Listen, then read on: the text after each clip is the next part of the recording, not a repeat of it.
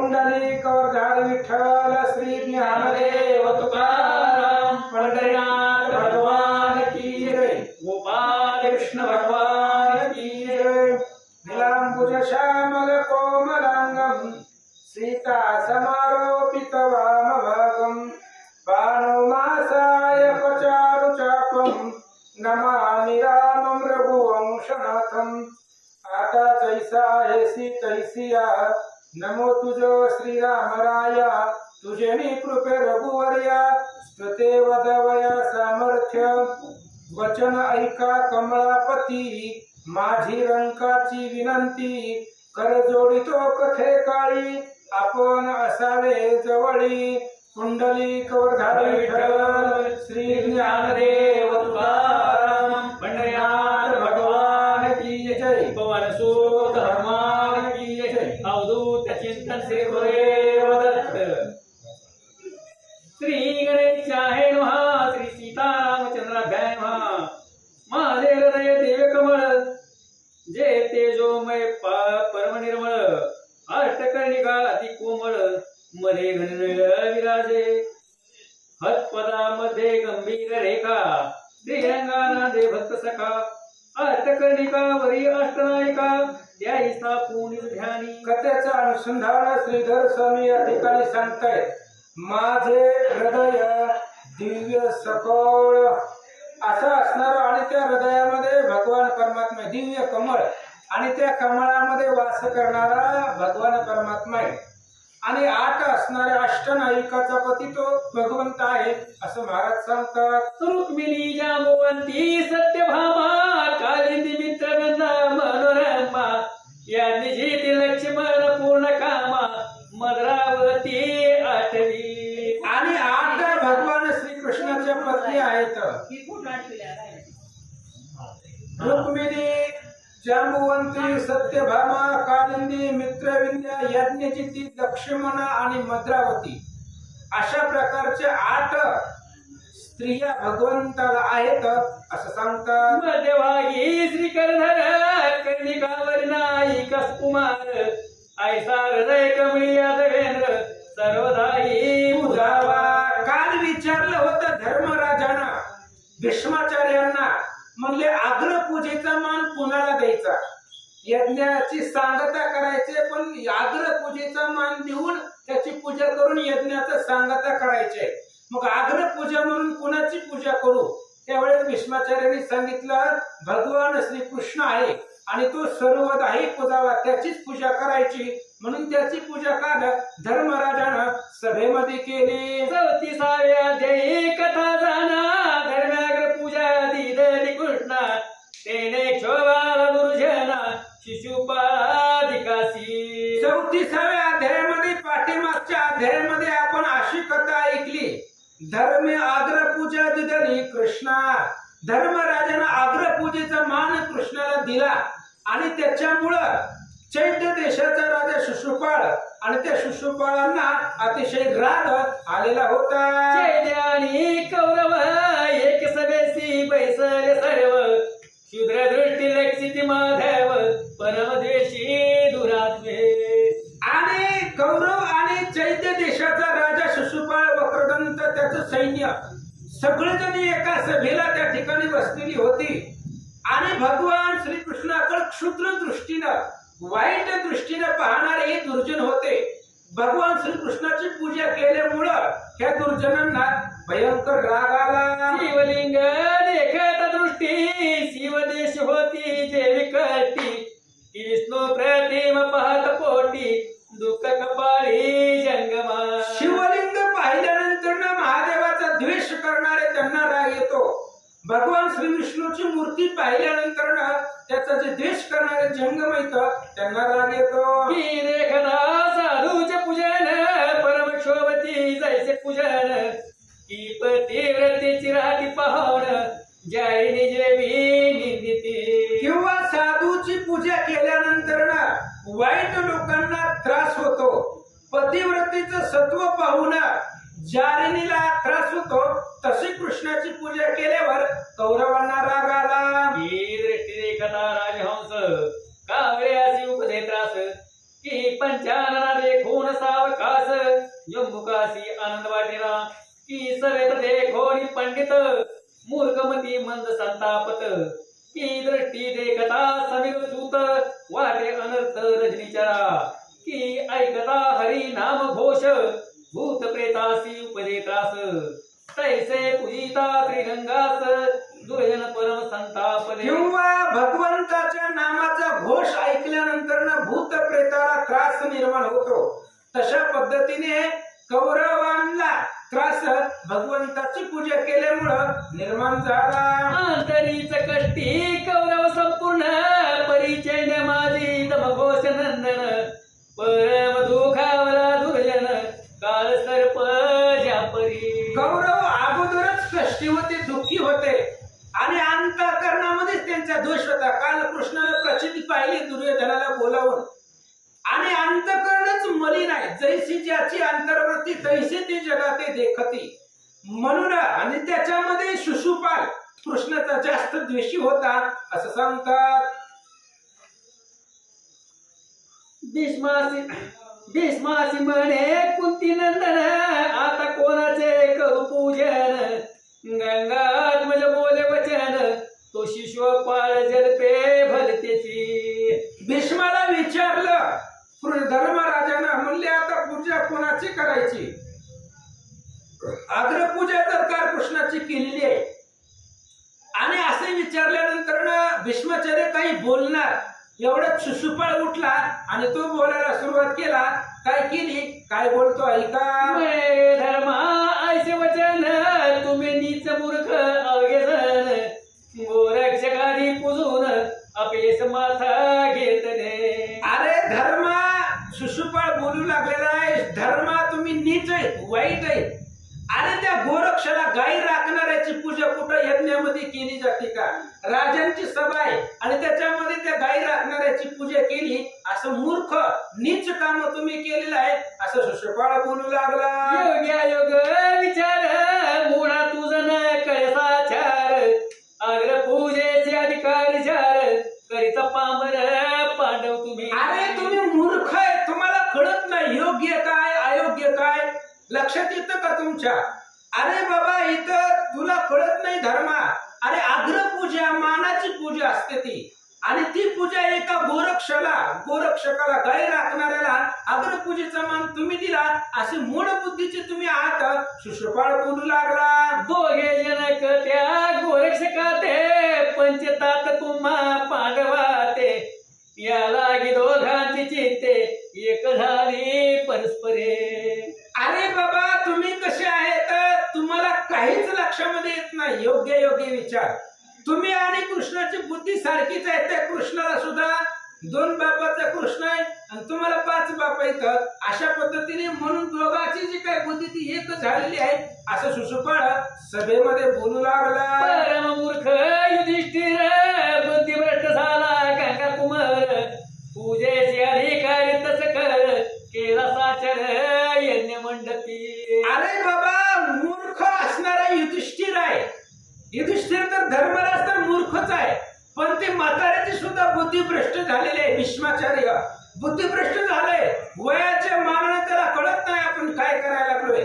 अरे त्या कृष्णाला अग्रपूजेचा मान तुम्ही दिलाय असं तो शिशुपाळ द्वेषानं सभेमध्ये बोलू लागला. पृथ्वी सानुनी सत्यवती कुमार कपिल याज्ञवल्क्य वशिष्ठ ब्रह्मपुत्र द्रोण कृपाचार्य गुरुवर टाकून जार पूजिला.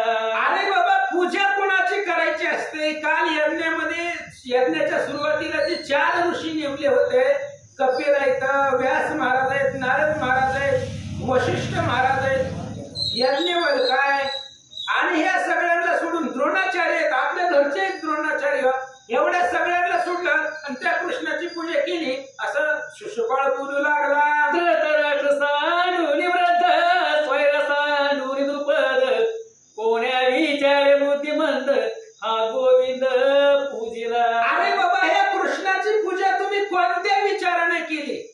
कृष्णाचीच पूजा का केली? अरे धृतराष्ट्र वृद्ध येतो आणि तो सम्राट आहे, भारताचा सम्राट आहे तो धृतराष्ट्र, त्याची पूजा करायची होती. बर तुमचा सासरा होता द्रुपद राजा, सासरा आहे ना तो, धर्माचा सासरा आहे, त्या सासऱ्याची पूजा करायची होती. मग ही सगळी सोडली आणि कोणत्या विचारानं त्या कृष्णाची पूजा केली असं शिशुपाळ बोलू लागला. अश्वत्थामा गुरु नंदन पूजा होता सूर्यसुत कर्ण पृथ्वीपती सुयोधन सांडूने कृष्ण पूजेला. अरे बाबा, गुरुचा मुलगा आहे अश्वत्थामा. सगळ्याला आपल्याला धर्म लक्षात घे, आपल्याला विद्या शिकवणारा तो द्रोणाचार्य आणि त्यांचा मुलगा अश्वत्थामा आहे. त्याची पूजा करायची होती. सूर्यसुत कर्ण आहे, जगविख्यात आहे, क्षत्रियामध्ये योद्धा आहे. त्या कर्णाची पूजा करायची होती. पुन्हा शिशुपाळानं बोलायला सुरुवात केली. पृथ्वीपती दुर्योधन, पृथ्वीचा राजा होता दुर्योधन, त्याची पूजा करायची होती. हे सगळ्याला सोडलं आणि कृष्णाची पूजा केली. भीमक बालिक व्रत थोर शल्य एकलव्य भगदत्त वीर जयरथ शकोणी महावीर सांडूने तस्कर पूजेला. अरे तो कृष्ण म्हणजे चोर आहे, चोर. वांटण लिस्टेमधला तो चोर आहे. दरीला पंढरीचा चोर. आणि त्या चोराची पूजा तुम्ही केली. हृदय बंदी खाना केला, आता विठ्ठल कोंडीला. भक्तांचं हृदय चोरण्यामध्ये एक नंबर चोर म्हणजे भगवान श्रीकृष्ण आहे. अरे बाबा, त्याची तुम्ही त्या ठिकाणी पूजा केली आहे. बालने काय व्रत होते, भीम काय, पुन्हा अजून शल्य एकलव्य भगदत्त जयद्रथ शकुनी ह्या सगळ्याला सोडलं आणि त्या चोराची पूजा केली असं शिशुपाळ बोलू लागला. पूजा अपमानुनी थोर थोर अपूजाची पूजिले साचार येणे तुमचे यश कीर्ती पुण्य समग्र गुणोने भ्रष्ट झाले. अरे धर्मा, तुमचं आजपर्यंत पुण्य संपलं. कुणाची पूजा करायला लागला? तुला काय विचारच लक्षामध्ये येईना गेला? अरे बाबा, इथं थोर थोर पूज्यांचा अपमान केला. जे पूजनीय होते ते थोर थोर होते, त्यांचा अपमान केला. आणि हा पूज्य जो पूजेचा योग्यतेचा नाही, पात्रतेचा नाही, अशा कृष्णाची तुम्ही पूजा केली. शिशुपाळ बोलू लागला. येणे कोणते केले अनुष्ठान की केले जप तप व्रत साधन किंवा येणे केले वेद पठन म्हणून आधी पूजेला. अरे बाबा, ह्या कृष्णाने काय केलं होतं मला सांग. ह्यानं तप कुठं तपाला गेलाय का? कोणचा यज्ञ केलेला आहे का? ह्यानं पुण्य केलेलं आहे का? व्रत केलेलं आहे का? किंवा वेदाचं पठण केलेलं आहे का? काय केलंय कृष्णानं? यातलं काहीच केलेलं नाही. मग कोणत्या विचाराने तुम्ही या कृष्णाची पूजा केली? शिशुपाळ बोलू लागला. यासी म्हणावे राया समान तरी नाही छत्र सिंहासन आचार्य नव्हे आवरामन भ्रष्ट पूजन व्यर्थ केले. आणि याला राजासारखं म्हणावं तर ह्याच्याकडे छत्र नाही, सिंहासन नाही. आचार्य म्हणावं तर हा ब्राह्मण नाही. ब्राह्मण आहे का कृष्ण? क्षत्रिय वंशामधले यादव कुळामधले आहेत. आणि छत्र डोक्यावरती नाही, सिंहासन नाही, राजगादी नाही. तुम्ही जी काही पूजन केलेलं आहे ते कृष्णाचं सगळं व्यर्थ केलेलं आहे, भ्रष्ट बुद्धीने केलंय असं शिशुपाळ बोलू लागला. आधी पूजला गोपाळ कुमार आमचे ज्ञान छेदील समग्र परम अपवित्र पांडव तुम्ही. अरे पांडवांना तुम्ही अपवित्र आहेत. अरे आम्ही तर पूज्य असताना, आम्ही राजे असताना आमची पूजा करायची सोडली आणि एका गोपाळ कुमार, गोपाळाच्या घरामध्ये जन्मलेला त्या कृष्णाची पूजा तुम्ही केली. आमचं सगळं नाक कापून टाकलंय असं शिशुपाळ बोलू लागला. पूजणे होते जरी गोवळा तुवा पुष्टपुत्रा अमंगळा आवासिका आणि रखळा येन गेला व्रता तुझा. हे धर्मा, अरे जर तुला कृष्णालाच पूजायचं होतं तर मूर्खा खडा आम्हाला कशाला बोलवलंय? आम्हाला बोलवलंय कशाला? जर तुला पूजा कृष्णाचीच करायची होती तर आम्हाला आमंत्रण दिलीच कशाला? अरे तुझा यज्ञ सगळा व्यर्थ गेला. शिशुपाळ बोलू लागला. तुझ दिधला करभार की दुर्बळ हा पुष्टपुत्र धर्म कृत्याची सहाय्य करावे साचार विवेक नर बोलती. अरे मी तुला करभार दिलाय. शिशुपाळ बोलू लागला. चैत्य देशामधला करभार मी दिलेला आहे. कशासाठी दिलाय? धर्म कार्याला इस्टेट लावावी, संपत्ती खर्च करावी धर्म कार्यासाठी. आणि या कृष्णाला पूजलंय तू, इथं कृष्णाची पूजा केली आणि विवेकी लोक सांगतायत पैसा कुठं खर्च करावा. सतकर्माला, यज्ञाला खर्च करण्यासाठी आम्ही करभार तुला दिलेला आहे असं शिशुपाळ बोलू लागला. तू अपमानिले भूपाळा येते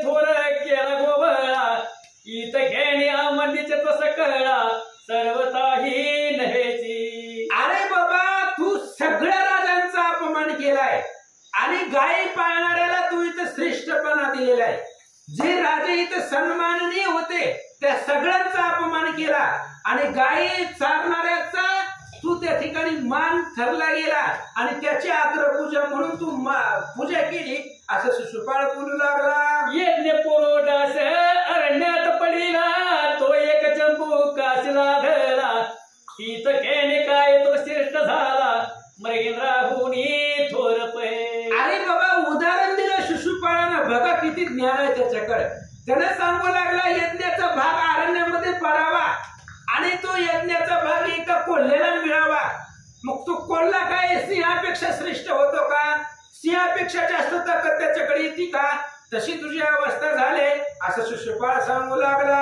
जैसी राजकन्या परम सुंदर चंड प्रती दिदली साचार हिंसकाशी गोदान निर्धार दिदले तो आवा पंडपुत्र. अरे बाबा तुझी अशी अवस्था झाली धर्मा, तुला कळतच नाही तू काय केलंय. अरे एखाद्या राजाची सुंदर मुलगी नपुंसकाला शंडाला नेऊन द्यावी त्याचा काय उपयोग होणार आहे? कसं तू केलेलं आहे. थोर थोर राजांचा अपमान केलेला आहे आणि या गाय पाळणाऱ्याची पूजा इथं केलेली आहे असं शिशुपाळ सांगू लागला. जन्मादासी दर्पण दाविला सुकर सिंहासनी वैसविला येणे धरा संत कपट मारिला कोणता केला पुरुषार्थ. अरे धर्मा या कृष्णाचा एक पुरुषार्थ दाखव. एक तरी चांगला पुरुषार्थाने केलेलं याचं चरित्र आतापर्यंत मला दाखव. अरे या कृष्णाची पूजा करणं म्हणजे जो जन्मापासून आंधळ आहे त्याला आरसा दाखवणं किंवा सुकराला सिंहासनावरती बसवणं अशी अवस्था केली. अरे या कृष्णाला जरासंधाला कपटानं मारले. रात्रीच तिघजण ब्राह्मणाचा वेश घेऊन गेले आणि धर्मयुद्ध न करता एकट्याला बघून मारलं असं शिशुपाळ बोलू लागला. आयशे बोलून पापमती खरगलो सवोनी आपुरे हाती मने उठाड्या मुझे सांगती जे असाल तितकेही. आणि अशा प्रकारे शिशुपाळानं बोलला. कमरावरची तलवार बाहेर काढली आणि सांगितलं जेवढे जेवढे आपल्या बाजूचे सैन्य आहे सगळे उठा. आज या धर्माला आणि कृष्णाला सभेमध्ये मारूनच टाकू असं शिशुपाळ बोलू लागला. आयशे बोलता शिशुपाळ तात्काळ उठले अवघे खळ कृष्ण देश परमचानार अति कोलार करती ते. अशा प्रकारे शिशुपाळानं ऑर्डर दिल्याबरोबर त्याचे जेवढे काही सैन्य होते सगळे तलवारी बाहेर काढून उठले. धर्मराजाला अवघड वाटलं ना आता यज्ञ थोडासा राहिलेला यज्ञ समाप्तीला सांगताला आलेला आहे आणि शेवटचा दिवस गोड व्हावा. यज्ञामध्ये शेवटच्या दिवशी भांडणं कशाला करायचे म्हणून धर्मराजा कळवळला. काय करतो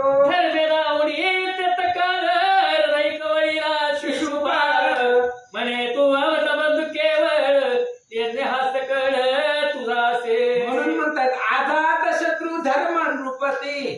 धर्माचा शत्रूच नाही जगाच्या पाठीवरती. अहो एवढी निंदा केली या शिशुपाळानं तरी सुद्धा धर्म धावून गेला आणि शिशुपाळा आपल्या हृदयाला लावलं आणि धर्माने सांगितलं शिशुपाळा अरे तू माझा भाऊ आहे हा यज्ञच तुझा आहे असं धर्मराजा बोलतात. ऋषी तपस्वी व्रत राजेंद्र कृष्ण पूजिता त्यासी आनंद थोर तूही कृष्ण भजनी सादर अन्य होई शिशुपाळा. धर्माने सांगितलं शिशुपाळा आपण कृष्णाची पूजा केल्यामुळं इथं असणारे ऋषी असतील वृद्ध असतील राजे असतील सर्वांना आनंद झालेला आहे.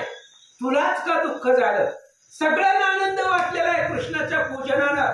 तू काय एवढा द्वेष करायला लागला म्हणून तू सुद्धा कृष्णाचं भजन कर असा धर्मराज सांगू लागला. परम जानता गंगानंदन व्रत वडील सर्व मान्य त्याच्या आज्ञेने केलं पूजन तू का दूषण केलीसी. धर्मराजाने सांगितलं शिशुपाळा परम जानता गंगानंदन कृष्णाची पूजा मी कुणाच्याही बोलल्यावर केलेली नाही. आपल्यामध्ये सर्वात श्रेष्ठ ज्ञानी अनुभवी असे भीष्माचार्य आहेत आणि त्या भीष्माचार्यांना विचारलं होतं मी की अग्रपूजेचं मान कुणाला द्यायचं. त्यांनीच सांगितलंय की कृष्णाची पूजा कर म्हणून मी कृष्णाची अग्रपूजेचा मान मी कृष्णाला दिला असं धर्मराजा बोलतात. तुझ होऊन जाण ते पंडित कृष्ण पूजने ते आनंदत तुझे हृदय ह्या अनर्थ काय म्हणून प्रवेशला. अरे बाबा शिशुपाळ सर्वात लहान होता महाराज. अहो कृष्ण हे शिशुपाळ जेव्हा जन्मला तेव्हा कृष्ण बघायला गेलेला होता आणि कृष्ण शिशुपाळापेक्षा कृष्ण कितीतरी पटीने मोठी आहे आणि शिशुपाळ सगळ्यात लहान आहे. तिथं जेवढे सभेमध्ये होते सभेमधले सगळ्यात लहान शिशुपाळ आहे. धर्मानं सांगितलं अरे तुझ्यापेक्षा सगळे मोठे आहेत, पंडित आहेत आणि ते कृष्णाच्या पूजेनं त्यांना आनंद झालेला आहे, मग तुला का दुःख झालंय असं धर्मराजा बोलतात. तव भीष्म यथार्थ बोले वचन परमनष्ट हात घोष नंदन त्याचे का सहाय्य करशी शांतवन त्यासी मरण जवळ असे. भीष्माचार्याने सांगितलं धर्मा अरे त्या शिशुपाळाला कशाला शिकवायला आणि सांगायला आहे, त्याचं मरण जवळ आलेलं आहे. आता शिशुपाळ जगत नाही. दिवा बघा कधी पण दिवा ज्या वेळेस विजायचा असेल त्यावेळेस एकदम मोठा होतो आणि विजतो. हे ज्या वेळेस एवढं बडबड करायला लागलंय तसं त्याचं मरण जवळ आलेलं आहे, म्हणून त्याला शिकू सांगू नको असं भीष्माचार्य बोलू लागले. कायाची करशी समाधान करण मानितो तुझे वचन जैसी वस्त्रभूषण प्रेतासी पूर्ण काय देऊन सार्थक. अरे भीष्माचार्य सांगताय धर्मा ह्या शिशुपाळाला सांगूच नको, हे तुझं ऐकणारच नाही. जसं चांगले वस्त्र अलंकार प्रेताला घालायला दिली तर त्याचा काय उपयोग आहे का त्या वस्त्र अलंकाराचा प्रेताला, तसं शिशुपाळाचा आहे. तू किती जरी सांगण्याचा प्रयत्न केला तरी तो नायक आहे. तुझे वचन कदा न माने तुझी वचन ते तुझं कधीच ऐकणार नाही असं भीष्माचार्य सांगतात. मती मंद पुढे ठेवील शास्त्र छंद हाती दिदल शास्त्र मसनी मंडप विचित्र व्यर्थ जैसे उभारिले. अरे या शिशुपाळाला सांगणं म्हणजे मती मंद पुढे शास्त्र ठेवणं. ज्याला काहीच कळत नाही त्याच्या पुढे ग्रंथ ठेवणं, त्याला ग्रंथातलं काहीच कळत नाही त्याच्या पुढे ग्रंथ नेऊन ठेवायचा, ते जसं व्यर्थ आहे. किंवा एखाद्या शंड हाती ज्याच्याकडे ताकदच नाही त्याच्याकडे जर शस्त्र दिलं जा रणांगणामध्ये म्हटलं तर त्याला ते जमत नाही. मसन वाट्यामध्ये मंडप टाकणं जसं व्यर्थ आहे तसं शिशुपाळाला सांगणं आणि समजावणं व्यर्थ आहे असं भीष्माचार्य सांगतात. वयसासी अमृत फळे की उठरासी समर्पिली केळी तेरा सर्वाच्या घासी लिंपिले मृगमदाचे उठणे हो द्राक्ष फळे अर्पली सुकरा आदर्श दाविला जन्मांधरा की क्रमयासी समर्पिली शर्करा तैसे अपामरा काय बोध भग्न पात्री जीवन काश्रमावे व्यर्थची घालून दुग्धा माझी हरळ रांधून काय व्यर्थची. अरे बाबा एखादं भांड फुटलेलं आहे खालनं वीज पडलेलं आहे आणि त्यात पाणी साठवायचं योग्य आहे का? किंवा दुधामध्ये दगड टाकायची आणि त्याचं मंथन करायचं, काय उपयोग आहे? तशी अवस्था सांगतात. वकिला होतीला सुधारस सुमनसे जेवरी विला म्हैसा दुग्धे नानीले वायसा शुभ्र नव्हे कदा. अरे अमृत घेतलं उकिरड्यात टाकलं काय उपयोग झाला? किंवा सुमन शेजेवरती म्हैस फुलाच्या गादीवरती म्हशीला झोपवलं काय त्याचा उपयोग आहे? किंवा दुधामध्ये त्या असणाऱ्या कावळ्याला दुधामध्ये आंघोळ घातली तरी तो कावळा पांढरा होणार आहे का? दुधामध्ये जरी आंघोळ घातली तरी. तसंही शिशुपाळ आहे, तुझं ऐकणार नाही असं भीष्माचार्य सांगतात. तैसा हा सुबुद्धीन धरी पामर जैसा तस्कर विटले खून निशांकर हिंसकाशी धर्मशास्त्र साचार करा न आवडे दानपा. तशा पद्धतीची तुझी सुबुद्धी शिशुपाळा पुढे चालणार नाही. शिशुपाळ कधी ऐकणारच नाही. अरे हिंसकाला जर धर्मशास्त्र सांगितलं त्याला आवडतं का? जो हिंसक आहे पोथी पुराणाची निंदा करतो त्याला जर इथं आणून बसवलं तर त्याला ते आवडणार नाही. तसं तू जे सांगतोय ते शिशुपाळ कधीच मान्य करणार नाही भीष्माचार्य सांगतात. आम्ही ज्याचे केले पूजन त्याची हृदय घ्याय ईशान जलदुद्भव सहस्रनयन अंजन शरण दयासी. अरे धर्म आपण ज्याचं पूजन केलेलं आहे तो ब्रह्मांडाचा नायक आहे. ते जगामधले सगळे देव त्याची पूजा करतायत, देव त्या कृष्णाची पूजा करतायत, म्हणून आपण कृष्णाची पूजा करून योग्यच केलेलं आहे असं भीष्माचार्य सांगतात. जो भव गजविला माणिक ज्यासी शरण त्यासी आधी पूजित पूर्ण कहा दुर्जन दुखावला. भीष्माचार्याने सांगितलं सनकादिकांचं ध्येय आहे, योगियांची मूर्ती आहे असा असणारा कृष्ण, महादेव सुद्धा ज्याचं भजन करतात असा कृष्ण आहे आणि त्याची पूजा आपण केली सगळ्याला आनंद झालाय. मग एकट्या शिशुपाळाला एवढा का राग आलाय असं भीष्माचार्य बोलतात. जो अनंत ब्रह्मांड नायक भोगींद्र झाला ज्याचा तल्पक जो पुराण पुरुष निष्कलंक जगदवंदे अनादि जो. अरे जो अनंत ब्रह्मांडाचा नायक आहे, ज्याचा तल्पक ज्याचा मंचक शेष झालेला आहे असा असणारा भगवान कृष्ण आहे. पुराण पुरुष आहे आणि निष्कलंक आहे, कसलाही कलंक कृष्णाला लागू पडत नाही. अशा कृष्णाची पूजा आपण केलेली आहे. भीष्माचार्य बोलतात हा एवढी गणिक बोलत कोटी येणे केला पुरुषार्थ महागद देखून भुंकत श्वान जेवी अनिवार. अरे बाबा हे शिशुपाळ एवढं बोलायला लागलाय, ह्या शिशुपाळानं तरी कुठं पराक्रम केलाय? अरे कृष्णाचं तरी पराक्रम आहे, ह्या शिशुपाळाचं काय आहे? काय यानं पुरुषार्थ केलेला आहे? एखाद्या मोठ्या हत्तीला बघून कुत्रा जसा भुंकावा तसं हे असणारा शिशुपाळ भुंकू लागलेला आहे, त्याच्याकडे लक्ष देऊ नको असं भीष्माचार्य बोलतात. ऐसे बोलता शंतनू कुमार तो सहदैव श्यावेस लाटेला थोर जैसा का गजांत मृगेंद्र उभा राहुनी बोलते वेळी. अशा प्रकारे भीष्माचार्य बोलल्यानंतर ना सहदेवाला स्फुरण आलं, सहदेवाला आवेश आला आणि सहदेव सभेमध्ये उठून बोलू लागला. जसं कोल्ह्याच्या सभेमध्ये किंवा कोल्ह्याच्या पंक्तीमध्ये सिंहानं उठून गर्जना करावी तशा पद्धतीने सहदेव त्या शिशुपाळा पुढे बोलू लागला. काय बोलतो? आम्ही सभास्थानी निश्चित येतात पूजीला वैकुंठनाथ असह्य वाणी त्यांचे पूर्वज समस्त चरणातळी माझी. याला म्हणायचं भगवंताचा भक्त सहदेव. सहदेवाने सांगितलं अरे या सभेमध्ये आम्ही भगवंताला पूजलेला आहे, भगवंताची पूजा केलेली आहे, वैकुंठाचा नायकाची पूजा आम्ही इथं केलेली आहे आणि ही कृष्णाची पूजा जो असत्य मानतो त्याचे पूर्वज माझ्या पायाखाली असावेत असं शिशुपाळ बोलू लागला. जो कृष्णाची विंदी दुर्जन त्याची जीवाग्रान छेदीन रसवावरी बैसवून पिटीन जाण दिगंतरी. अरे सहदेवाने बोलायला सुरुवात केली. जो जो कृष्णाची निंदा करतोय, कृष्णाला नाव ठेवतोय, त्याची जीभ आणि त्याचे असणार नाक कान कापून गाढवावरती बसून त्याची गावात मिरवणूक काढीन असं सहदेव बोलू लागला. ऐसे सहदेव बोलत आगळे जय जयकार देव गरजले पुष्पांजळी ओपीत झाले माद्री पुत्रावरी ते देवा. अशा प्रकारची गर्जना सहदेवानं केल्यानंतर ना मग सगळ्या देव लोकांनी जय जयकार केला. भक्त असावा तर असा.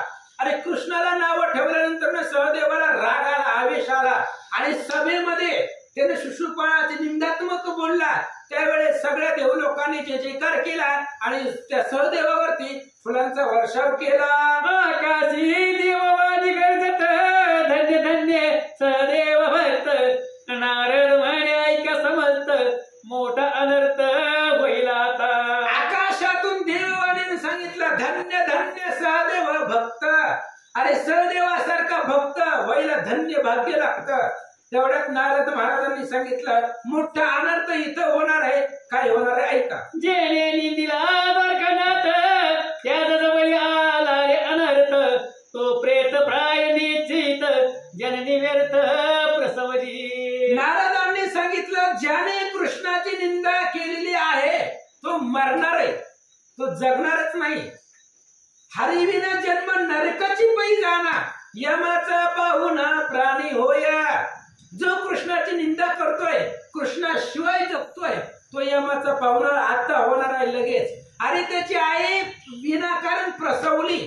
ही आई जर वांज राहिली असती त्याची, जो कृष्णाची निंदा करतो त्याची आई, तरी सुद्धा त्या ठिकाणी त्या आईला धन्यता लाभली असती असं नारद महाराज बोलतात. ऐशी ऐकून ती वेळा शिशुपाळ अत्यंत शोभला घेऊन दुर्जनाचा मेळा उभा ठाकरा संग्रामा.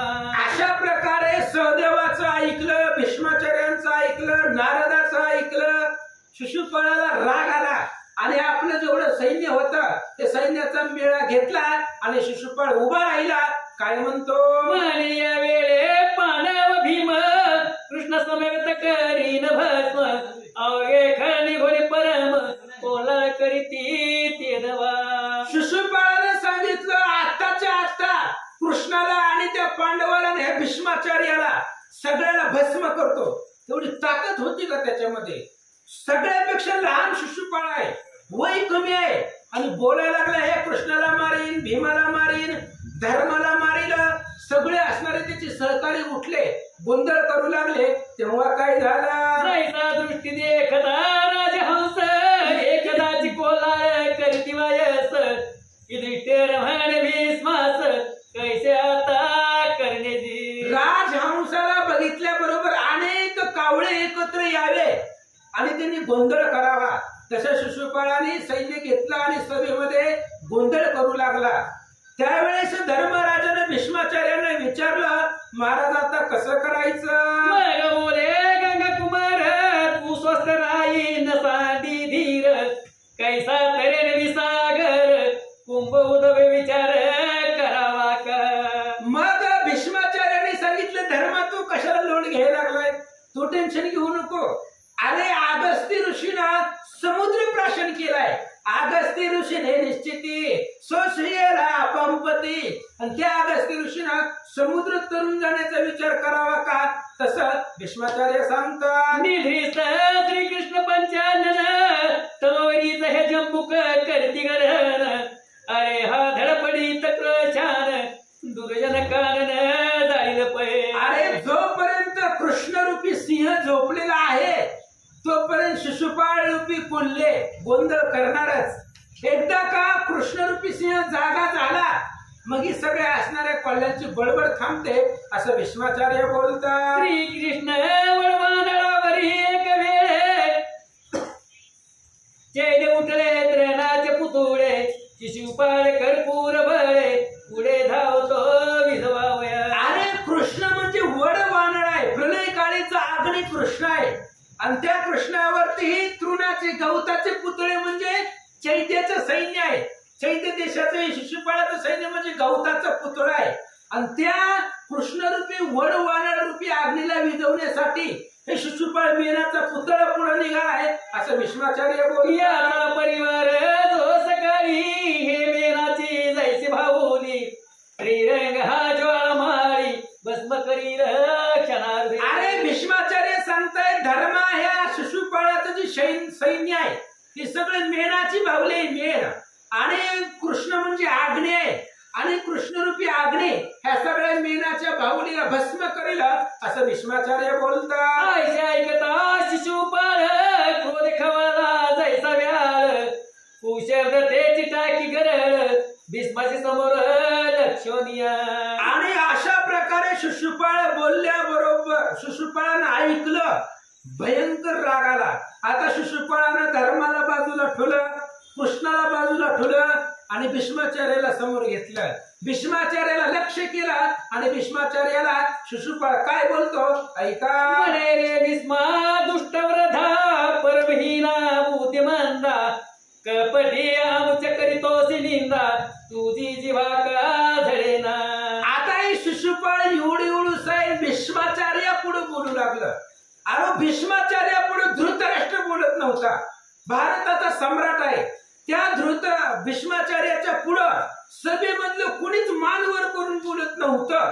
एवढं श्रेष्ठ उच्च पदावरचे भीष्माचार्य आहे आणि त्या भीष्माचार्याला हे शिशुपाळ काल जन्मलेलं बोलू लागला. अरे भीष्माचार्य मूर्खा तुष्टा बुद्धिमंता आमची निंदा करायला लागला, तुझी जीभ का जडत नाही असं शिशुपाळ बोलू लागला. कोणता कृष्ण केला पुरुषार्थ म्हणून जन्माची सभेत पुतनावर श्री मारील सत्य म्हणून निवाळी बोलसी. आणि शिशुपाळानं बोलायला सुरुवात केली. भीष्मा सांग या कृष्णाने काय पुरुषार्थ केला? अरे ती पुतण्या नावाच्या स्त्रीला मारलं, महाबळाला मारलं, कालिया अगासूर कपटाने सगळ्याला मारलंय असं शिशुपाळ बोलू लागला. केशी अश्वमारीला देख कालिया अगासूर दंड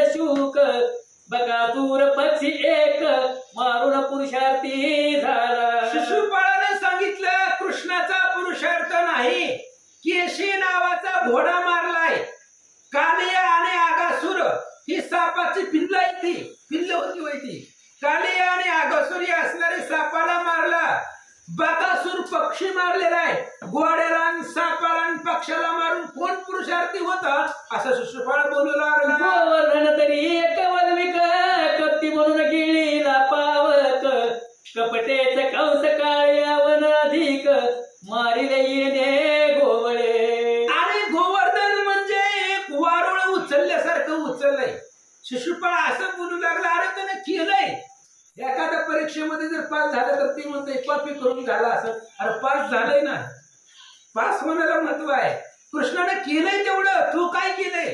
कृष्णाने गोवर्धन पर्वत उचललाय. अरे वारुळासारखं होतं तर मग तू उचलायचा होता, आता जाऊन उचल. अरे कृष्णाने तेवढा पुरुषार्थ दाखवलेला आहे. आणि शिशुपाळ बोलू लागला, अग्नी गिळला कपटान. आता कपटाला अग्नी गिळता येतो का?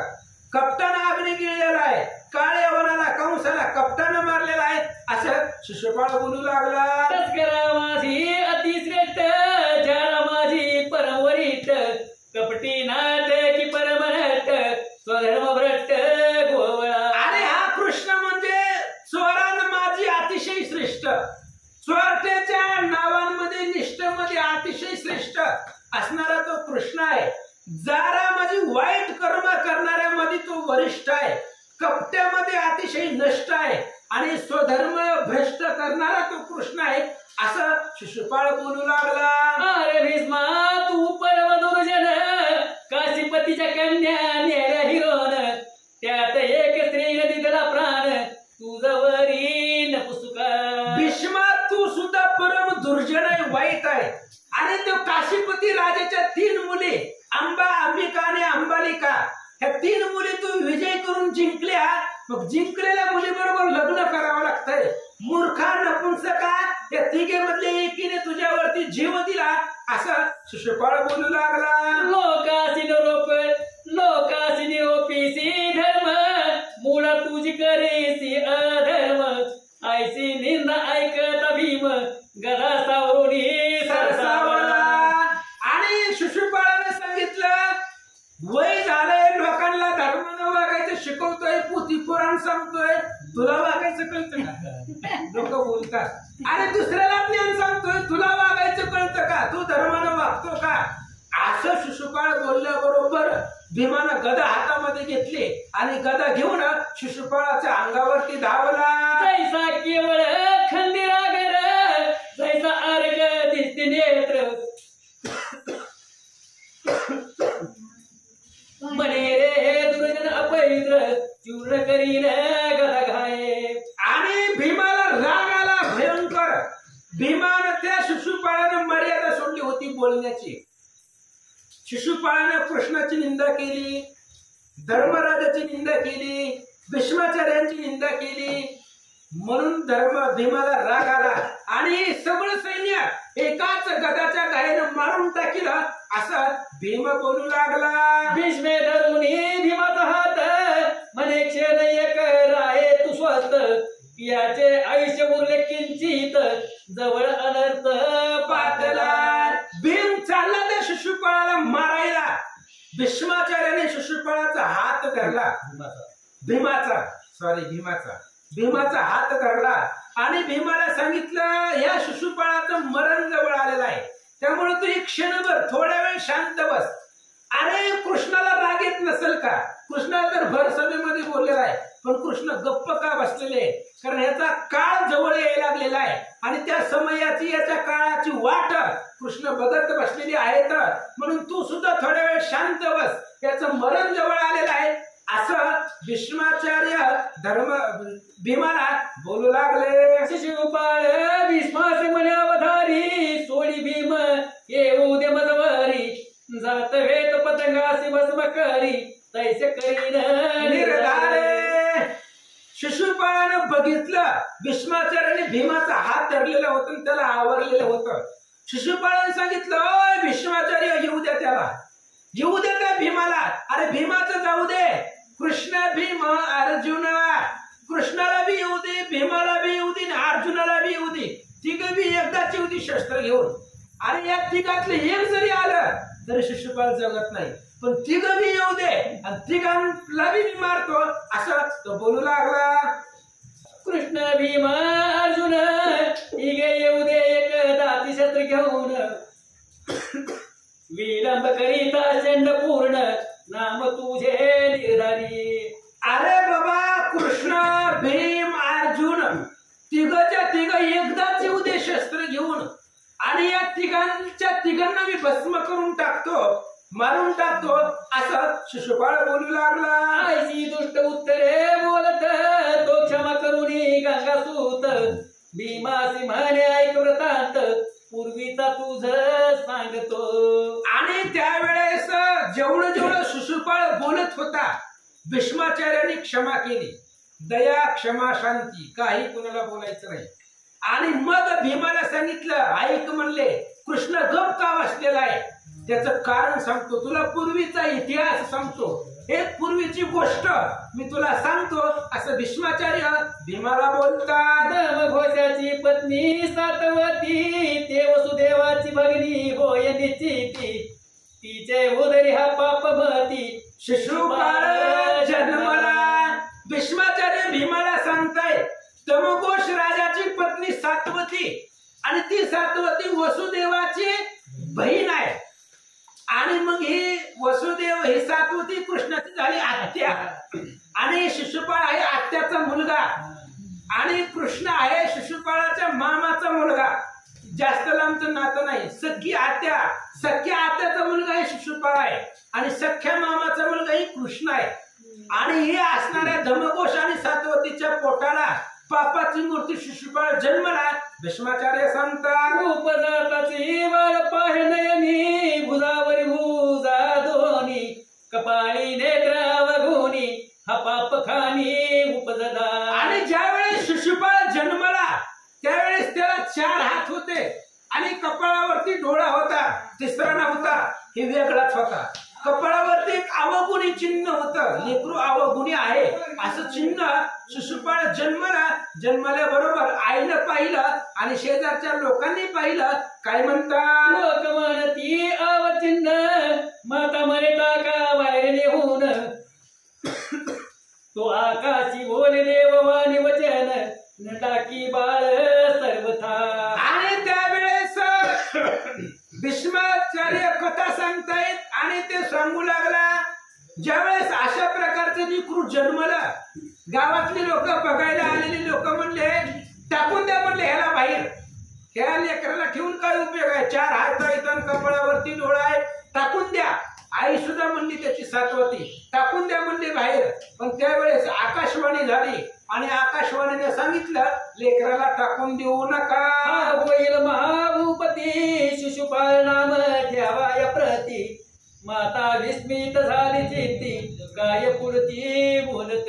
आकाशवाणीने सांगितलं या शिशुपाळाला टाकून देऊ नका, हा पुढे महाभूपती राजा होणार आहे आणि याचं नाव शिशुपाळ असं ठेवा असं आकाशवाणीचं ऐकलं. त्यावेळेस आईनं त्या शिशुपाळाच्या आईनं म्हणजे सातवतीनं गप्प बसावं, पण तिने विचारायला सुरुवात केली.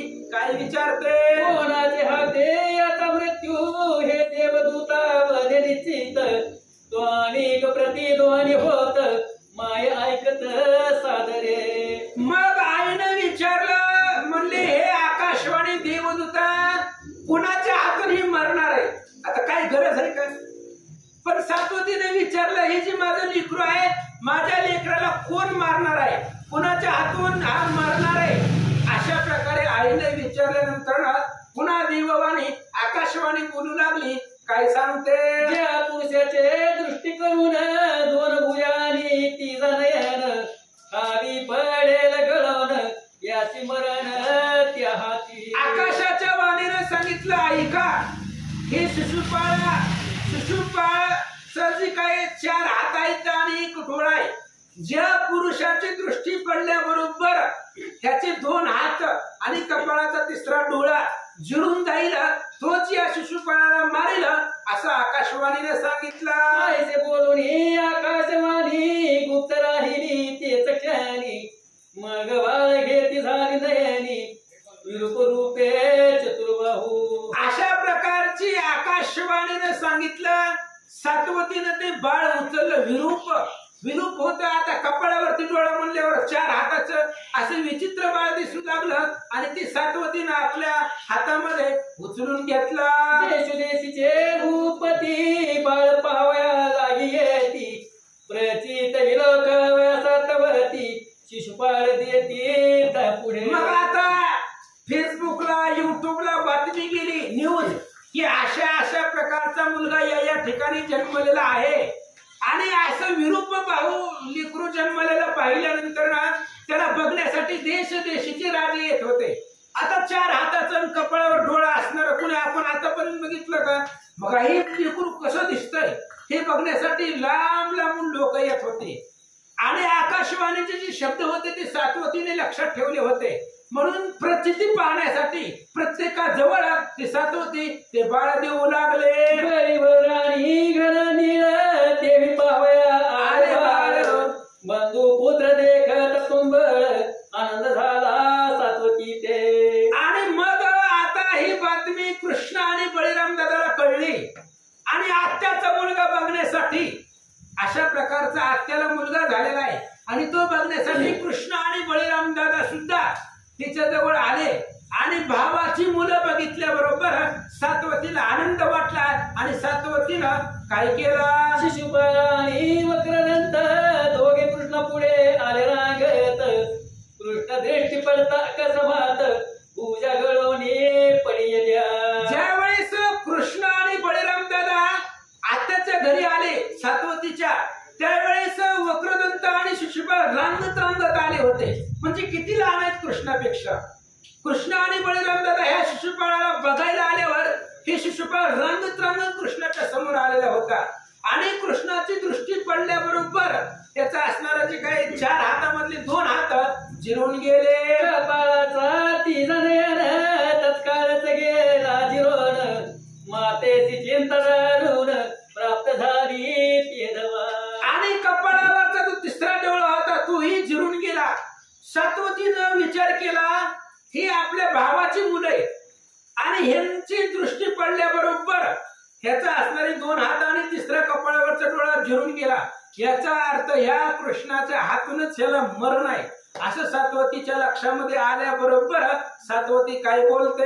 हरी पुढे पदर पसरून पित्र भगनी मागे पुत्रदान म्हणे यास तून मारी म्हणून भाष्य देई मजलागी. मग आता आपल्या भावाची मुलं आहे म्हणून सातवतीनं कृष्णापुढे पदर पसरला. म्हणली कृष्णा माझ्या लेकराला तू मारायचं नाही असं मला वचन दे. आता तुझ्याच हातून मारणार ही मला प्रचिती आलेली आहे कारण तुझी दृष्टी पडल्याबरोबर त्याचे 2 हात आणि कपाळावरचा डोळा जिरून गेलेला आहे आणि आकाशवाणीने सांगितल्याप्रमाणे तुझ्याच हातून हा मरणार आहे. त्यामुळे माझ्या लेकराला तू मारायचं नाही अशा प्रकारचं वचन मला दे असं सातवती कृष्णाला बोलते. श्रीकृष्ण बोले साचे वचन शेत अपराध क्षमा करीन. वा अधिक झाली ओळवीन मोक्ष सदना निर्धारे. कृष्णाने सांगितलं आत्या ऐका मी तुमच्या मुलाला मारित नाही पण ह्याचे मी 100 अपराध सहन करतो. म्हणजे आता झालेले पुन्हा काल झालेले आज मोजायचे नाहीत. एकाच वेळेला एकाच जागी 100 अपराध ज्यावेळेस हा करील तोपर्यंत मी गप बसणार आणि 100च्या वर झाले की मग वरच पाठवतो. 100च्या वर जर अपराध ह्याचे झाले की मग मी ह्याला मोक्ष देणार मारून टाकणार. आता आत्याला वाटलं मामाच्या पोराला 100 शिव्या कशाला देतोय.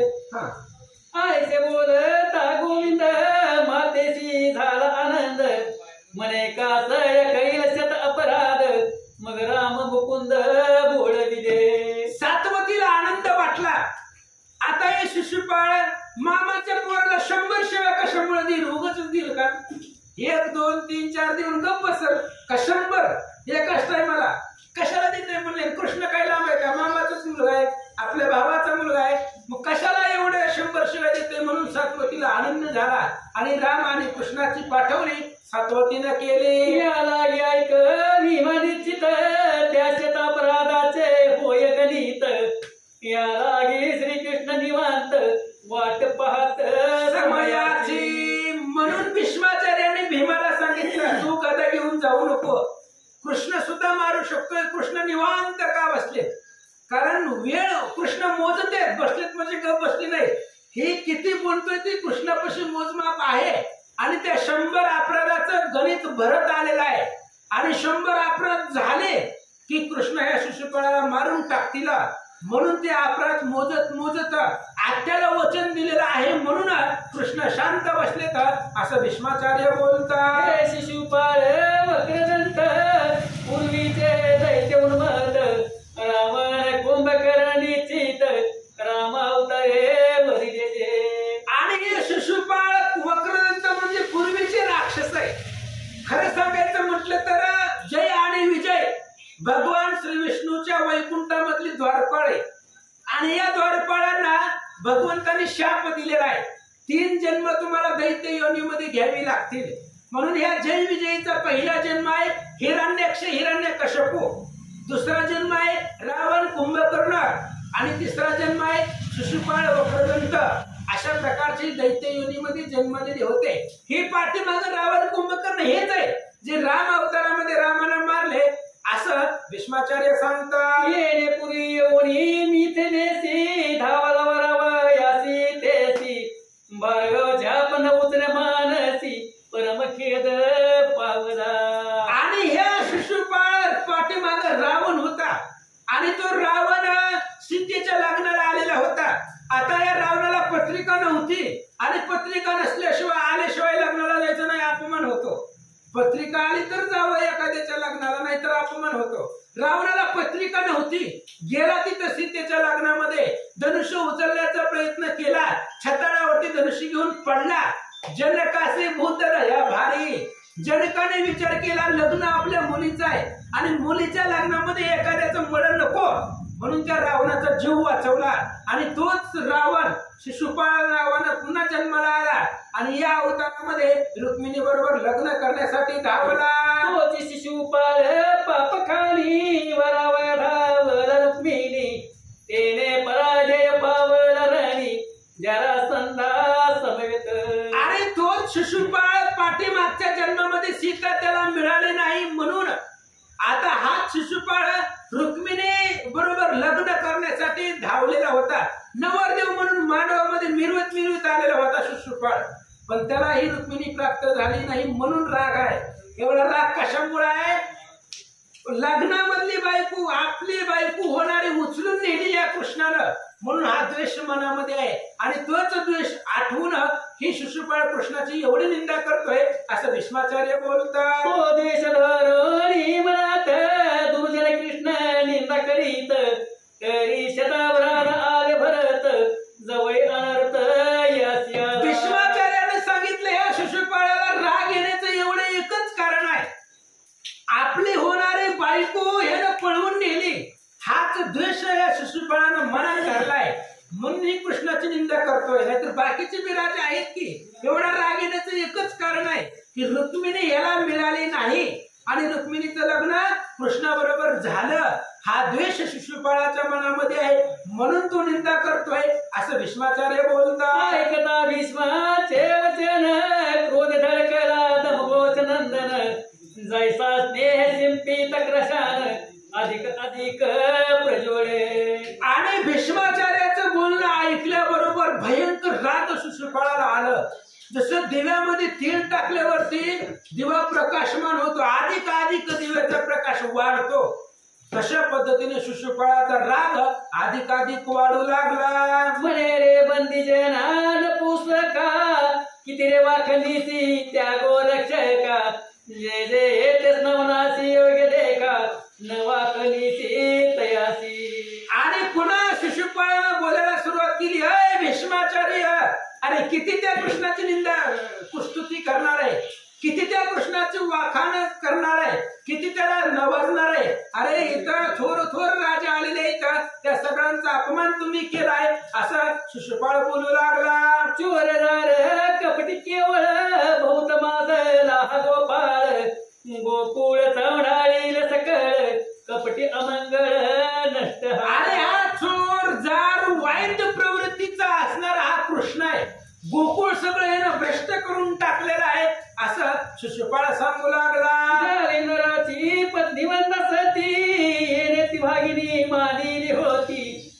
ऐसी तरतल निश्चिती नवी चित्ती पापते. शिशुपाळानं पूर्ण अभ्यास केलेला होता कृष्णाचा. परिपूर्णता माहिती शिशुपाळाने घेतलेली होती. शिशुपाळ सांगू लागला, अरे ती जालिंदराची पत्नी वृंदा, त्या वृंदेला ह्या कृष्णानं बहीण मानलेलं होतं, बहीण.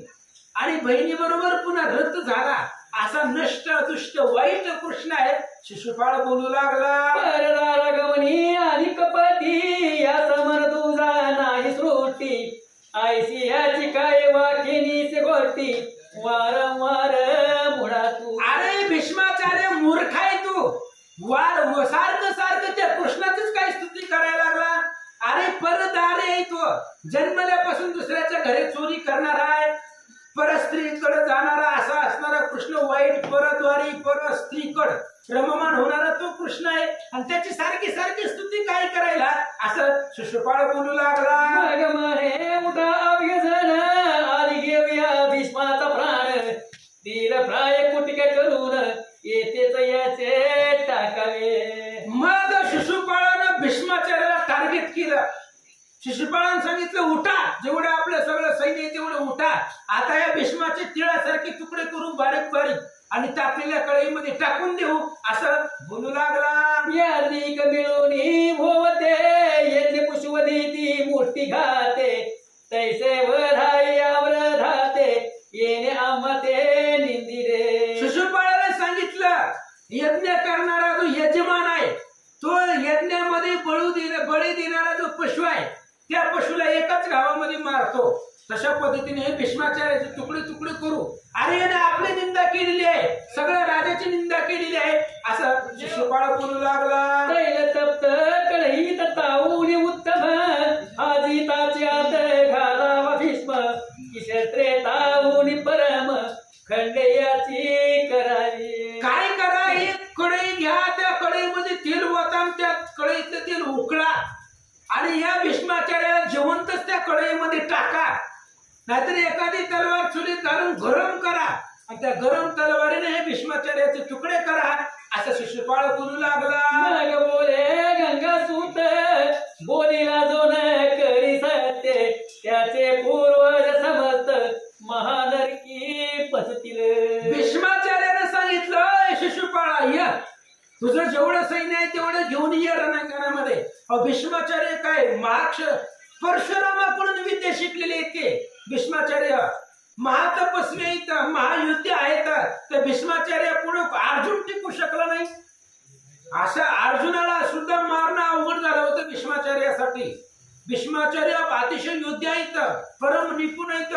आणि शिशुपाळाला सांगितलं, या जो बोलतो तसं जो करत नाही त्याचे पूर्वज नरकाला जातात. भीष्माचार्य सांगतात, भीष्मसिंहा पुढे जंबूक समस्त करिता युद्धाची तुम्ही मात, वज्रधार धगधगीत तेने करून खंड केली. अरे बाबा, भीष्मसिंहा पुढं तुम्ही असणारे सगळे कोल्हे युद्धाची त्या ठिकाणी गोष्ट करताय.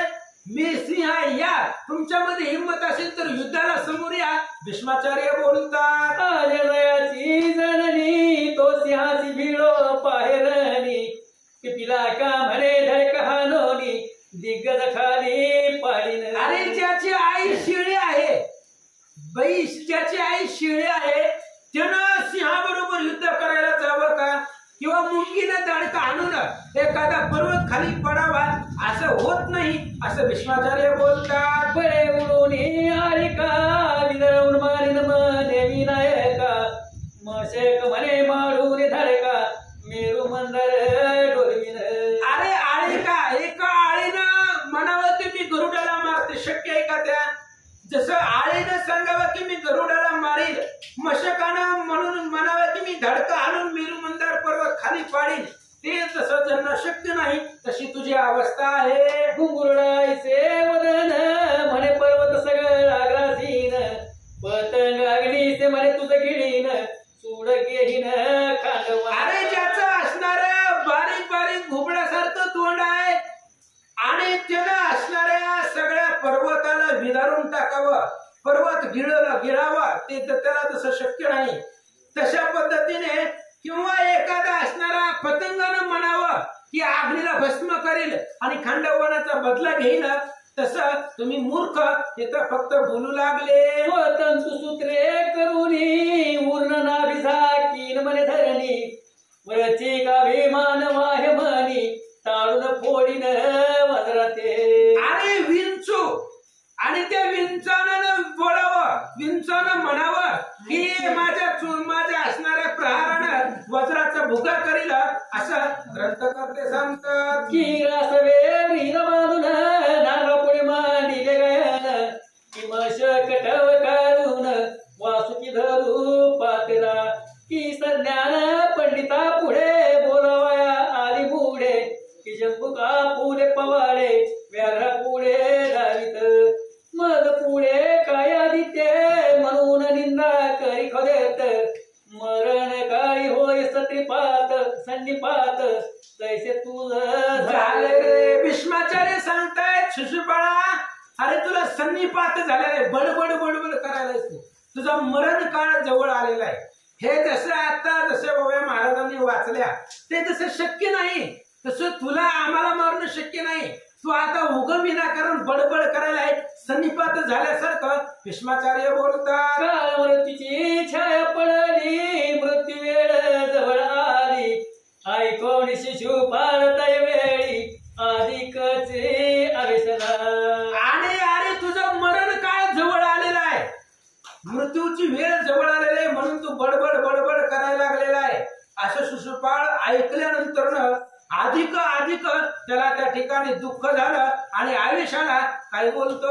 शस्त्र काढूनी वेगसी म्हणे कृष्ण उठ रे झुंज भजसी नपुसका काय बैसदासी लाज कैशी न उपज तुटे. मग शिशुपाळाने कमळाची तलवार काढली आणि कृष्णाला बोलायला सुरुवात केली. उठ आता तरी, एवढे शिवे दिले, एवढे तुला बोललो तरी अजून नपुंसकासारखं काय सभेमध्ये बसलाय, लाज तुला कशी वाटत नाही, असं शिशुपाळ कृष्णाला बोलू लागला. तुझे रुसणे समजणे दोन्ही मी शिशुपाळ तृण प्रायमानी गोरक्षका तुझा जुनी लज्जा करेन वाटे. अरे तुझं रुसणं समजवणं गप बसणं सगळं मला माहित आहे, तू किती कपटी आहे सगळं मला माहित आहे, अजून तुला लाज कशी वाटत नाहीये, उठ युद्ध कर, असं शिशुपाळ कृष्णाला बोलू लागला. तुवा गोवळा वृष्णी कुळासी डागला विला तुवा चोरून रुक्मिणी वेहला ते नवरी माझी निर्धारे. आणि या असणाऱ्या तू त्या ठिकाणी नंदराजाच्या जन्माला येऊन गोवळ्याच्या पोटाला येऊन त्यांच्या कुळाला तू डाग लावलेला आहे.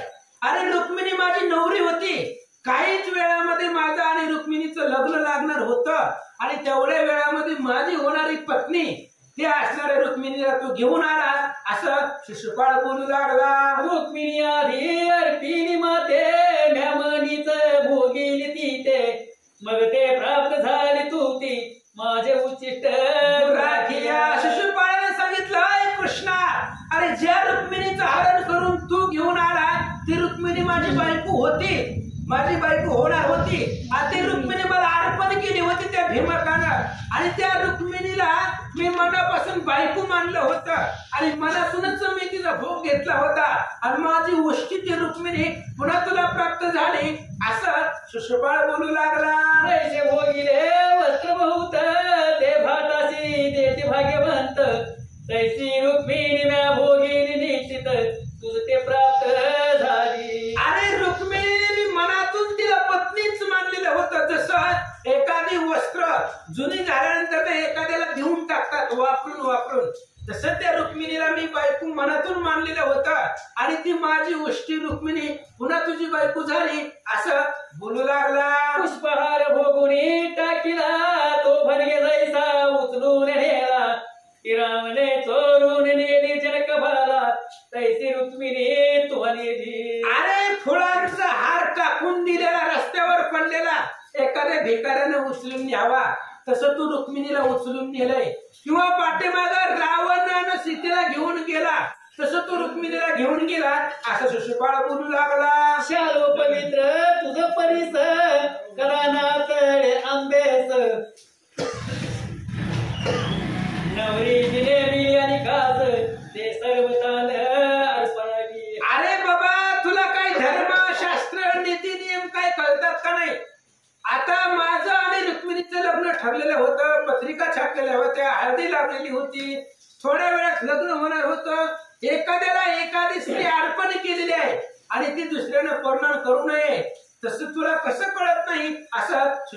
बोलू लागला, ज्याचे नावे जे पात्र वाढले अनेक नेता ते उच्चिष्ट झाले.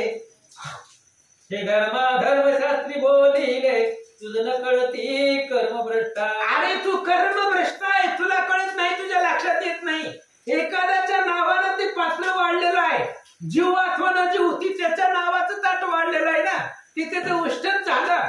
तसं रुक्मिणीचं लग्न आधी माझ्या बरोबर ठरलेलं होतं आणि मग मी मनातून तिला बायको मानलेलं होतं. पुन्हा तू माझं उष्टी ती रुक्मिणी तू घेऊन गेला असं शिशुपाळ बोलू लागला. श्रीकृष्ण म्हणे रे दुर्जना महानिंदका दुष्ट मलिना तू अग्र पूजा इच्छितो सिहीना तरी आताच घेही निर्धारे. लगेच भगवान श्रीकृष्ण उठले, कारण 100 अपराध झाले, आत्याला दिलेलं वचन परिपूर्ण झालं.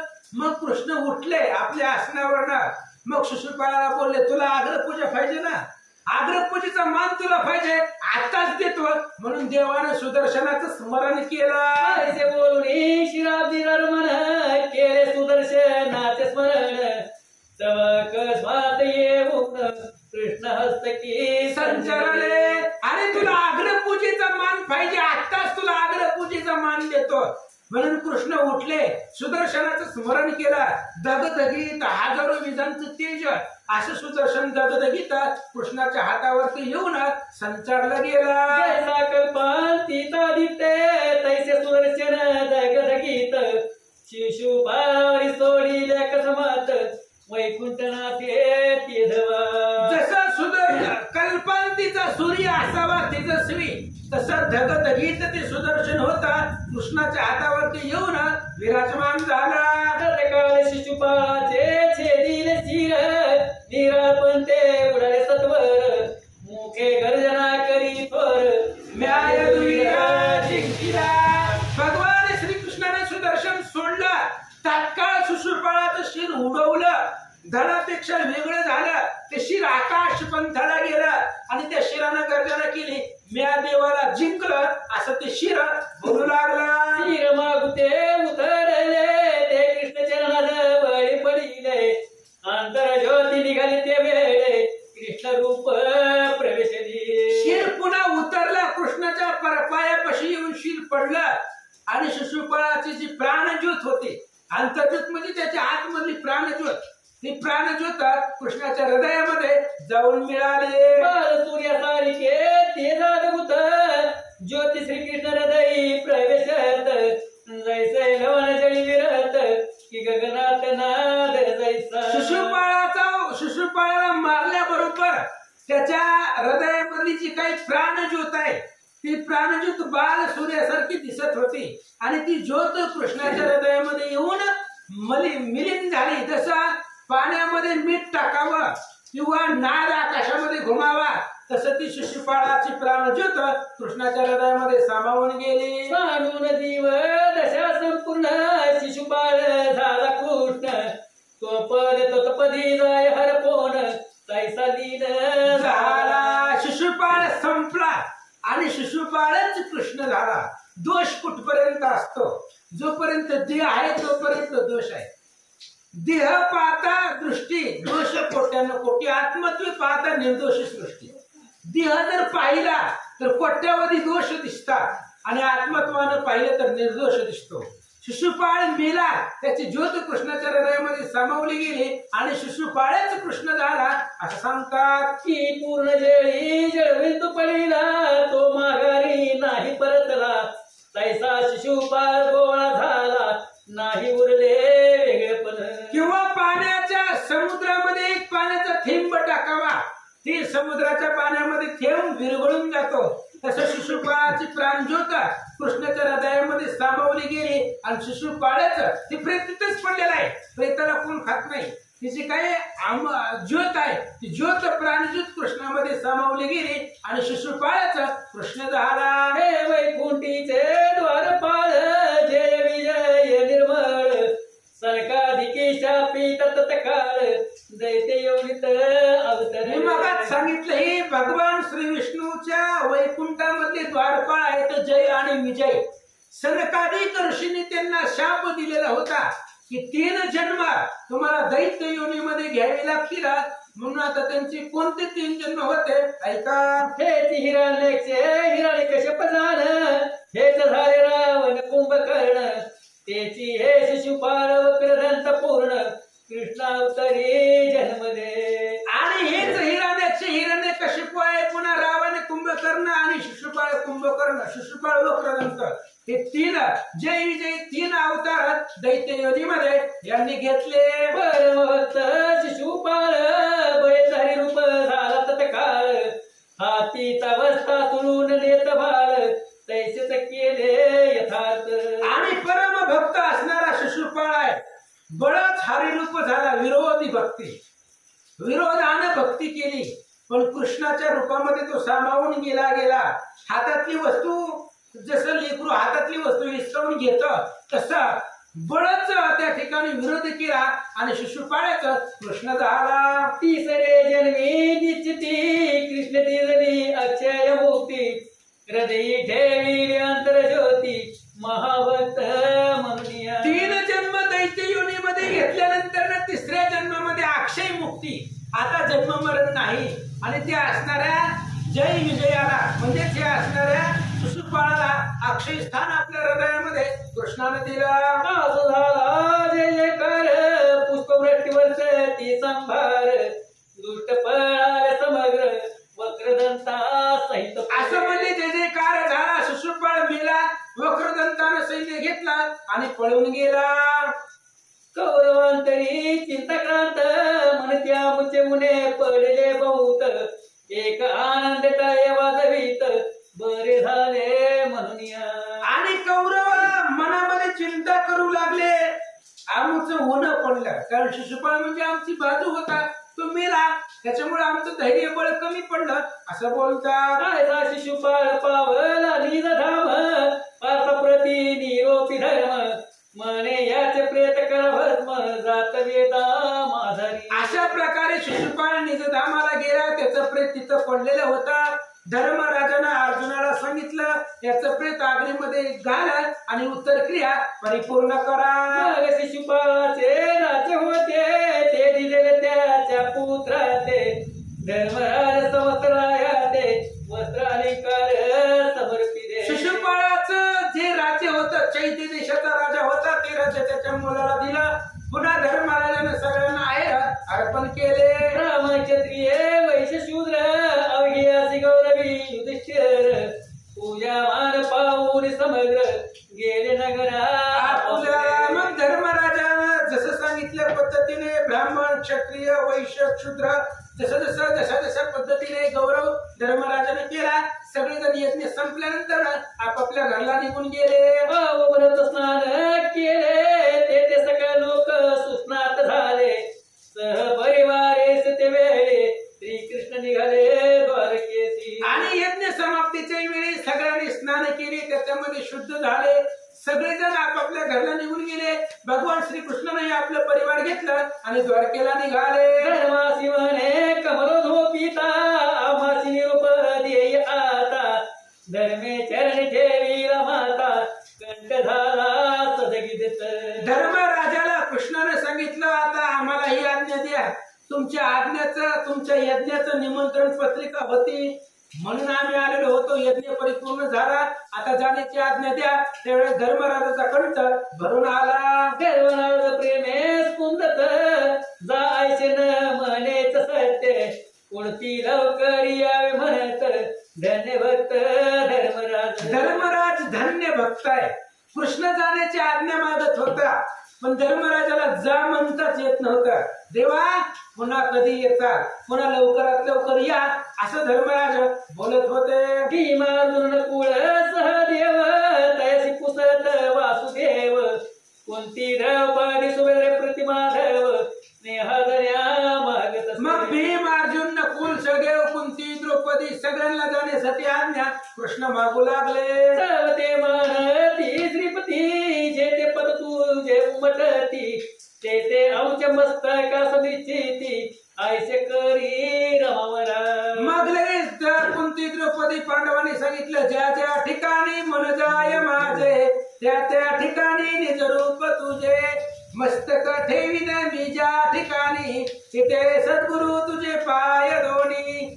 द्रौपदीने सांगितलं भगवंता जिथे जिथे तुझे पायाचे ठस उमटतील तिथं तिथं आमचं असणार आहे मस्तक त्या ठिकाणी लोटांगण ते घालावं आम्ही घालील असं सांगतात. हृदया तुझ्या मुझ्या श्रीपती परत जाऊ नपणे देती ज्या ज्या भूता करती भासती तुझे स्वरूप भासते. द्रौपदी सांगू लागली कृष्ण इथून जावा पण आमच्या हृदयातून जाऊ नका. अरे जे जे जगामध्ये जे जे आम्हाला दिसते ते आम्ही कृष्ण रूपच पाहतो असं सांगतात. विश्वयज्ञ झाला समाप्त द्वारकेशी पावला श्रीकृष्ण श्री पावला वैकुंठनाथ तो पौंडरेक आणि वक्रदंत वेणा घालती नगाते.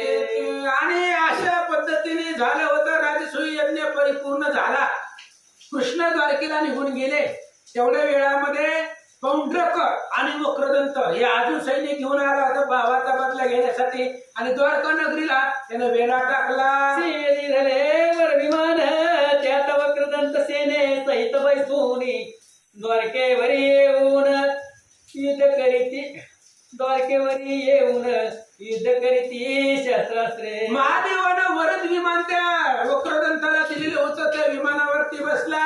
द्वारकेला वेढलं गेलं आणि द्वारकेमध्ये येऊन युद्ध करू लागला. युद्ध केल्यात पावला जगत जीवन तत्काळ सोडिले सुदर्शन वक्रदंतात शिरछेदून आकाश पंते उडविले. ही वक्रदंतानं द्वारकेला वेढा टाकला. तेवढ्यात कृष्ण हस्तिनापुरावरून चक्र प्रस्तावून माघारी आले आणि पाहिलं सुदर्शन चक्र घेतलं वक्रदंताचं शिर उडवला मोक्ष दिला. पौंड्रक सेने समवेत हरिण समारी लतेत ऐसा प्रताप करुणाग भूत वृषशस्त्रे ठेविली. मग आता पौंड्रकालाही मारून टाकलं. कृष्णानं वक्रदंताला मारलं शिशुपाळाला मारलं आणि कृष्णानं आपलं जे काय असणारे शस्त्र होतं ती जमिनीवरती ठेवले. आजपासून आता आपण युद्ध करायचं नाही. मग आता जी राक्षस पृथ्वी तलावरती माजलेली आहेत त्यांना कसं मारायचं ऐका. मुख्य वधिले शिशुपाळ वक्रदंत इतके आमुचे मनगत अवतार कृत्य झाले यथार्थ या दोघांशी मारित. मुख्य शिशुपाळ वक्रदंत कंस काळेवन जरासंध ही मुख्य होती ती मारले. आता आमचं अवताराचं कार्य संपलं. ज्या कार्यासाठी अवतार घेतला होता ज्या दैत्यांना मारण्यासाठी त्या दैत्यांना आपण मारलं. आता आपण हातामध्ये शस्त्र घ्यायचं नाही. तेव्हाच कृष्णानं प्रतिज्ञा केली आणि ती प्रतिज्ञा पुढे महाभारताच्या युद्धात भीष्माचार्य मोडायला लावतात. त्याला हातामध्ये सुदर्शन चक्र घ्यायलाच लावतात. पण कृष्णानं आताच प्रतिज्ञा केली आता आपण शस्त्र हातामध्ये धरायचं नाही. मग आता जे उरलेले दैत्य आहे ते कसं मारायचं ऐका. आवाज शस्त्र धरे नाही आता उरले ते दैत्य त्वरता ते सारथ्य करून पार्था त्या हाती पुढे वधावे. आता आपण शस्त्र हातामध्ये घ्यायचं नाही. जे शस्त्र जे आता राक्षस उरलेले असतील ते अर्जुनाचं सारथ्य पण करायचं आणि अर्जुनाच्या हातून बाकीचे सगळा जमिनीचा भार उतरवायचा असा कृष्ण विचार करतात. जन्मेले अशी सांगे पैशापयन धन्य धन्य अवतार श्रीकृष्ण गोकुळी अपार दैत्य मारून कंसवदीला मथुरेसी. जन्मेजय राजाला वैशंपायन महाराज सांगतायत धन्य धन्य कृष्णाचा अवतार आहे. अनेक राक्षस मारले मथुरेला कंस मारला असं चरित्र कृष्णाने केलं. जरासंध 17 वेळाचा शिरा द्वारका वसविली अवधीला नरकासुर मारून सहस्र 16 गोपी आणल्या घरासी. धन्य धन्य कृष्णाचा अवतार आहे. काय काय केलं भगवान श्री कृष्णानं जरासंधाला मारलं काळेवनाला मारलं नरकासुराला मारलं 16,000 पत्नी घेऊन आले असं चरित्र कृष्णाचं होतं आहे असं सांगतात. आता श्रोती व्हावे सावचित्त पुढे 36वा अध्याय घोडा बहुत वा 36 पासून हरिविजय ग्रंथ संपूर्ण यथार्थ झाला. ऐका श्रोते माय बापानं शेवटचा एक अध्याय राहिलेला आहे आणि तेवढा शेवटचा अध्याय अतिशय सुंदर आहे गोड आहे गोड आणि 36वा अध्याय म्हणजे कळस अध्याय आहे. आता पुढचा येणारा अध्याय हे अध्याय संपल्यानंतर संपूर्ण यथार्थ झाला हरिविजय ग्रंथ संपला. हे 36वा अध्याय झाला की हरिविजय ग्रंथ संपतो आणि 36वा अध्याय म्हणजे कळस अध्याय आहे आणि त्या अध्यायाला जास्त श्रोत्यांची संख्या असावी अशी आमची अपेक्षा आहे. त्यामुळं मोठ्या संख्येने या आणि शेवटचा अध्याय गोड करा आणि हरिविजय ग्रंथाची सांगता व्यवस्थित करा असं श्रीधर स्वामी सांगतात. जैसा मुकुटा बरी मनी तैसा 36वा ऐका श्रवणी हरी विजय हरियाची खाणी सज्जन जोहरी येतीचे. आणि 36वा अध्याय म्हणजे मुकुट म्हणे आहे.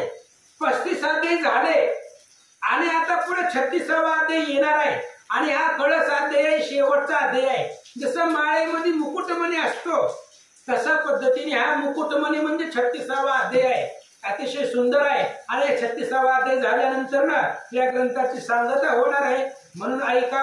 श्रीधर वरदा जगन्निवासा ब्रह्म आनंदा पंढरीच्या भक्त मानस राजहंसा पुराण पुरुषा जगदवंद्या. श्रीधर वरदा जगन्निवास ब्रह्मानंद पंढरीमध्ये राहणाऱ्या पंढरीशा पांडुरंग परमात्मा यांना विनंती हात जोडून श्रीधर स्वामी या अध्यायाचं कथानक संपवतात. इथे श्री हरिविजय ग्रंथ संबंध हरिवंश भागवत चतुर परिसोत प्रेमळ पंडित पंचत्रिशतम अध्याय गोळा. श्री कृष्णार्पणमस्तु. शुभम भवतु. पुंडलिक विठ्ठल श्री ज्ञानदेव तुकाराम पंढरीनाथ भगवान की जय. गोपाळ कृष्ण भगवान की जय. पवन सुत हनुमान की जय. अवधूत श्री गुरुदेव दत्त. जय श्रीराम.